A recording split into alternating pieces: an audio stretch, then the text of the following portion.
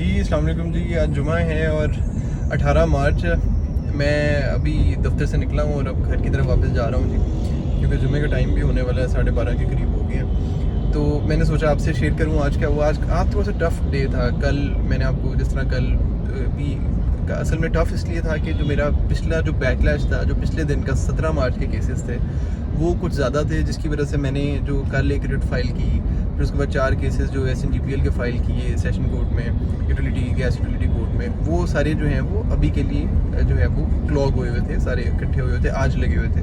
क्योंकि कल भी आर्गूमेंट्स वाले केसेस लगे थे 2-4 और उसमें भी काफ़ी टफ़ आर्गूमेंट्स हुए और वो भी मैं आपको बताऊंगा अलग से। इसीलिए उसकी जो थकावट थी उसकी वजह से मैं आज वाला जो केस था जो फैसल ज़मान खान साहब के पास लगा हुआ था वो वाला मैं उस तरीके से प्रिपेयर नहीं कर सका। मतलब मैंने रात को नहीं पढ़ सका। मैं रात को 11-12 बजे फ़ाइल खोली है और देखी है, लेकिन फिर उस टाइम पे सोने का टाइम होता है, फिर सो गया, सुबह उठा फिर, और सुबह जो है वो फिर 5 बजे उठना पड़ा और मैंने उठ के थोड़ा सा रिवाइज़ किया। बाकी मैं फिर हाई कोर्ट आ गया कैनी हॉल में बैठ के कोई 7:30 बजे से लेके 9 बजे तक मैंने फ़ाइनल रिविज़न की, क्योंकि फैसल ज़मान खान साहब का सबको पता है और मैंने भी यही सुना हुआ है कि जी वो जो है वो कोई लिहाज इतना नहीं करते और वो लॉ भी प्रोविजंस भी एग्जैक्ट पूछते हैं। जैसे पन्नू साहब होता है उससे जस्टिस फैसल ज़मान खान साहब का भी यही इंप्रेशन है और वो जो है स्ट्रिक्ट भी काफ़ी ज़्यादा है, इवन जस्टिस आसिम हफीज़ साहब से भी ज़्यादा स्ट्रिक्ट है। तो वो उनका जो है, मुझे उसकी वजह से थोड़ा सा नर्वस भी था और केस भी ऊपर से कॉर्पोरेट या टैक्स का नहीं था जिसमें मेरी जो है वो थोड़ी सी एक्सपर्टीज डेवलप हो चुकी हैं, बल्कि सर्विस मैटर था, रेगुलराइजेशन का केस था हेल्थ डिपार्टमेंट का। तो वो थोड़ा सा था, बल्कि इसमें आसानी वाली बात ये थी जिसके उसमें उसको लाइटली भी ले गया कि रिप्रेजेंटेशन उसमें जो है वो पेंडिंग थी डिपार्टमेंट के पास और वो डिसाइड नहीं हो रही थी, और इस महीने की 25 तारीख को जो उनका जो कॉन्ट्रैक्ट है वो ख़त्म हो रहा था जो पिटिशनर्स थे। तो पिटिशनर्स भी क्योंकि ज़्यादा थे 10-12, तो उनका भी प्रेशर था और उस तरीके से रेट भी जल्दी जल्दी में फ़ाइल हुई, कल फाइल हुई और आज जो है फिर उसमें मैं सुबह में जब उसको पढ़ा सारी बातें उसमें लिखा तो बड़ा जो है वो थोड़ा सा इंटरेस्टिंग सा एक्सपीरियंस है। मैंने कहा आपसे शेयर करूं कि मैं 9 बजे पूरे फिर अदालत में, बल्कि 8:30 में आ गया कैनी हॉल से उठ के, मैं रिवीजन वगैरह वहाँ पे की और बैठ के जो अपनी जो है वो अपनी तैयारी की। जो जितने भी वहाँ पे जहाँ पे एप्लीकेशन उनके कॉन्ट्रैक्ट जो थे, वो जब कॉन्ट्रैक्ट 2017 से लेके आगे एक्सटेंड हो रहे थे 3-3 महीने के, वो अभी तक तमाम एक्सटेंशन के कॉन्ट्रैक्ट SNGAD का पॉलिसी थी जो रेड ने उसका जिक्र किया हुआ था कि जिसके तहत बाकी जो सिमिलरली प्लेस्ड एम्प्लॉइज़ हैं डिफरेंट डिपार्टमेंट्स के वो रेगुलराइज हो रहे हैं। जब 5 साल आप डायरेक्ट होते हैं, मतलब आप 5 साल जो है वो जब आप रूटीन में जो है वो 5 साल के लिए आप किसी जगह पे आप काम करते हो, तो वो as a matter of right supreme court की इसमें जजमेंट भी थी SCMR 1708 मेरा ख्याल है, वो भी मैंने जो है वो उसको भी मैं नोट्स में लिखा और उसका कोई हिस्सा बनाया। और मैं वो तैयारी अपने से पूरी करके एप्लीकेशंस की डेट्स, कितने हमारे पिटिशनर्स थे, उनकी एंट्री नंबर, जो ऑफिस ऑर्डर था मेडिकल सुपरिटेंडेंट का वो, और उसमें जो है वो 2017 से अभी तक के एक्सटेंशन लेटर्स उनके जो कॉन्ट्रैक्ट के। तो मेरी इसमें प्ली ये थी कि हमें रेगुलराइज कर दिया जाए। सेक्शन 25 ऑफ द कॉन्स्टिट्यूशन की भी जो है वो वायलेशन है और हमारी जो सिमिलरली प्लेस्ड है उनकी भी वायलेशन है। SNGAD का नोटिफिकेशन है पंजाब गवर्नमेंट का जो 2021 में इशू हुआ, जिसमें ये सिमिलरली प्लेस बंदों को रेगुलराइज कर दिया गया।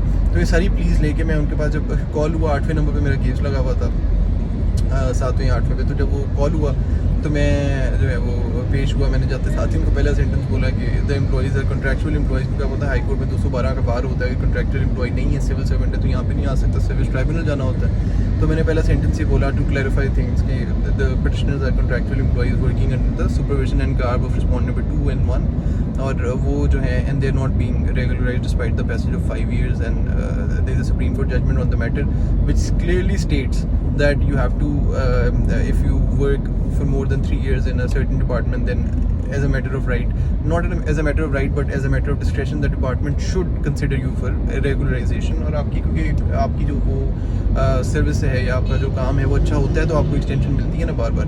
तो मैंने वो बताया, फिर उसके ऊपर हमने एप्लीकेशन भी लिखी हुई थी, वो एप्लीकेशन भी मैंने जिक्र किया जी, वो एप्लीकेशन वहाँ पे पेंडिंग है। तो फैसल ज़मान खान साहब द वे जस्टिस फैसल ज़मान खान साहब very gracefully holds his court, उन्होंने जो पहला क्वेश्चन में से, पहला तो नहीं मतलब मेन जो क्वेश्चन जहाँ मैं फंसा वो ये था कि उन्होंने कहा कि आप किस प्रोविजन के तहत रेगुलराइजेशन मांग रहे हैं। तो मैंने कहा सर ये 199 में आया हूँ, आर्टिकल 199 में, और मेरिट्स पे तो क्योंकि इस तरह से बात नहीं हो सकेगी क्योंकि हमारा जो है वो पेंडिंग है रिप्रेजेंटेशन डिपार्टमेंट के सामने, तो काइंडली अगर जनाब इसमें उनको डायरेक्शन दे दें। तो वो उन्होंने कहा कि मैं डायरेक्शन तो बिल्कुल भी नहीं दूंगा, और मैं क्यों दूँ डायरेक्शन, आप रेगुलराइजेशन के लिए आए हैं, किसके तहत आए। मैंने कहा जी 199 में एम्पल अथॉरिटी है हाई कोर्ट के पास कि वो किसी भी मामले में कर सकते। कहते वो जो 199 की अथॉरिटी वो लिमिटेड है, और मेरे पास 2022 की जजमेंट है सुप्रीम कोर्ट की जिसमें जो रेगुलराइजेशन है उसको डिफाइन किया गया और आप उसमें नहीं फॉल करते। तो कहते आप बताएं कि किस प्रोविजन में है। तो मैंने कहा, फिर मैंने शायद बोला कि रेगुलराइजेशन एक्ट में है और इस तरह से। तो फिर उन्होंने कोई बात उनकी, मैंने अपना पूरा आर्ग्यूमेंट उनके सामने रख दिया, उनको वो भी जो है वो आर्ग्यू किया जो जो मेरे माइंड में था, डेट्स बताई, 5 साल का टेन्योर बता दिया, ये तमाम चीज़ें बता दी। लेकिन वो मेरी बात से कोई इतने कन्विंस नहीं हुए, और मुझे बार बार एक ही बात पे पूछ रहे थे कि आप मुझे वो एक्ट बता देंगे। मैंने एक्ट भी हालांकि जिक्र किया, लेकिन फिर उसमें ये था कि हमारे पास जो सिमिलरली प्लेस्ड एम्प्लॉइज़ हैं, क्योंकि 2 दिन में रेट तैयार हुई और कल फाइल हुई, तो जल्दी जल्दी में मैं भी नहीं देख सका, हमारे जो बाकी एसोसिएट्स हैं वो भी नहीं देख सके कि वो कौन से, वो जो दूसरे हैं, और वो जो हमें पटिशनर ने ये एविडेंस भी नहीं प्रोवाइड किया कि जो बाकी पटिशनर्स हैं वो जो है वो किस तरीके से, मतलब कौन से सिमिलरली प्लेस बंदे हैं जो ऑलरेडी इसमें हो चुके हुए हैं, मतलब रेगुलराइज हो चुके हैं। तो हमारे पास उनका डाटा कोई नहीं था, तो मैं उस बात को ज़्यादा छेड़ नहीं सकता था। तो इसलिए मैं वहाँ पे थोड़ा सा, उन्होंने मुझे काफ़ी टफ टाइम दिया। Anyways I argued my case, और मैं ख्याल कि 5 से 6 मिनट लेता रहा। एंड में तो थोड़ा सा उनको रिक्वेस्ट भी कर दी कि sir kindly if my lord gracefully provides me the direction I would be highly obliged. तो वो सुन के थोड़ा सा फिर आपको हम्बल होके करना पड़ता है। तो उन्होंने फिर उन्होंने कहा चले मैं देख लेता हूँ। उनमें एक मुझे पॉजिटिव बात लगी कि उन्होंने बाकी तमाम केसेस में लोगों को डिसमिस जो कर रहे थे मुंह पे कर रहे थे। इवन 1-2 वकला ने उनसे जो है वो जब किया तो उनको बहरहाल उनको मुंह पे उन्होंने अनाउंस करते थे डिसमिसल का। मेरे साथ उन्होंने अनाउंस नहीं किया डिसमिसल का। His attitude was not as if he is gonna give me any relief, लेकिन I kept my hopes high, और मुझे लगा कि मुझे लग रहा है कि वो किसी किस्म की डायरेक्शन दे देंगे, और वो एक ना थोड़ा सा आधा तीतर आधा बटेर वाला ऑर्डर आपको दे देंगे, हमारे फेवर में चला जाएगा थोड़ा बहुत। Let's see what happens. लेकिन बड़ा इंटरेस्टिंग सा था उनकी जो कोर्ट है उसमें ऐसा, जब मैं वापस आके बैठा, मेरे साथ 2-4 सीनियर जो है वो एजेड वकील थे, उन्होंने भी मुझे बताया और हंसने लगे, कहते हैं यहाँ पे रिलीफ नहीं मिलता है, इस तरह ही होता है। तो मतलब ओवरऑल मतलब उनके काफ़ी टफ रिलीफ गिविंग इतने नहीं हैं मेरे ओपिनियन के मुताबिक,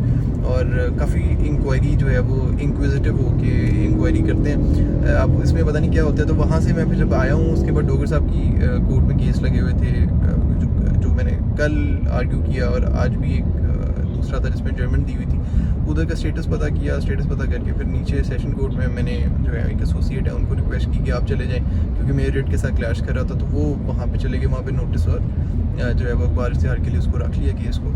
दिस इज़ व्हाट हैपेंड। और फिर अभी मैं कोई क्लाइंट्स आए थे ऑफिस में, उनसे भी मिल के तो मैं फिर ज़रा जल्दी में निकला ऑफिस से। मैंने कहा जुम्मा जो है वो घर जाके पढ़ते हैं, खाना भी घर जाके पढ़ते हैं। लेट्स होप कि बिरयानी बनी हो तो बिरयानी ही हम खा लेंगे।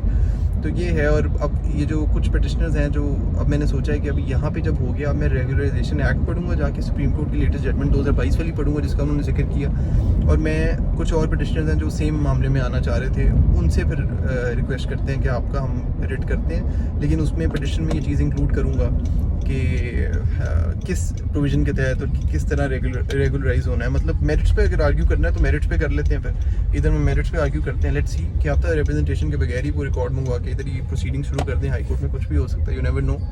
तो बाकियों के लिए अब मैं ये तैयारी करके, तो अब प्रॉब्ली मंडे को वीकेंड पे, और the weekend I will prepare this, और कुछ जो है वो टैक्स के केसेस हैं वो देख के, तो I will probably file another writ petition on Monday या ट्यूसडे मैक्सिमम, ताकि अगले वीक में उनको रिलीफ मिल जाए, क्योंकि उनका 25 जो है वो डेट को लास्ट है, और वो बेचारे ज़ाहिर है कॉन्ट्रैक्चुअल एम्प्लॉइज़ होते हैं, उनके लिए बड़ा इंपॉर्टेंट होता है ये। तो सर्विस में इस तरह की चीज़ें फिर होती हैं, मतलब डाइवर्सिटी होनी चाहिए। मैं फिर आपको क्रिमिनल वाले की स्टोरी सुनाऊँगा जो कल हुआ।